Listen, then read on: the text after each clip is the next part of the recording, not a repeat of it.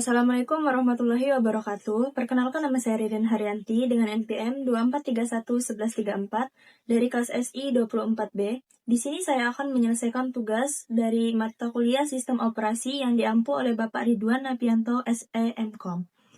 Di sini saya akan membahas topik yang berhubungan dengan sistem operasi. Pada kesempatan kali ini, saya akan menjelaskan tentang CPU scheduling, yaitu bagaimana sistem operasi menentukan proses mana yang akan dijalankan terlebih dahulu.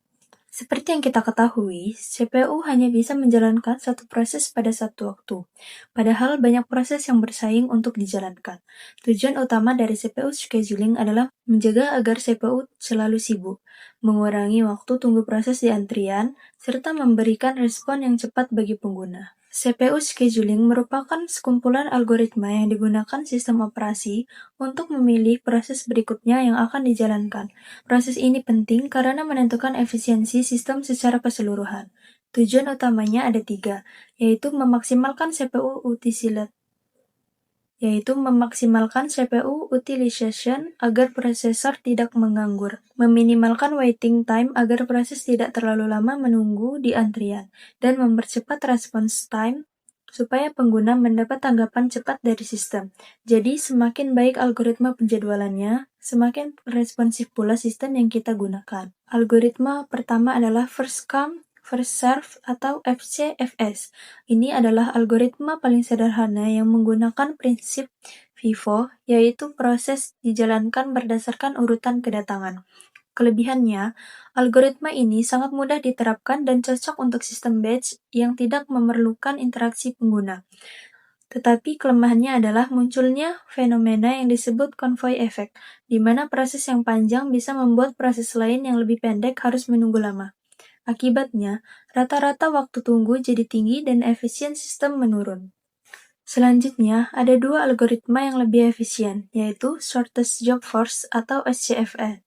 Selanjutnya, ada 2 algoritma yang lebih efisien, yaitu Shortest Job First atau SJF, dan Priority Scheduling. Pada SJF, sistem memilih proses dengan waktu eksekusi paling singkat. Keuntungannya, algoritma ini mampu meminimalkan waktu tunggu rata-rata. Namun, tantangannya adalah sulit memperkirakan durasi proses, terutama pada sistem interaktif. Sedangkan pada priority scheduling, setiap proses diberi nilai prioritas. CPU akan menjalankan dengan prioritas tertinggi lebih dahulu. Strategi ini bagus untuk tugas-tugas penting, tetapi bisa menyebabkan starvation, yaitu kondisi ketika proses berprioritas rendah tidak pernah dijalankan.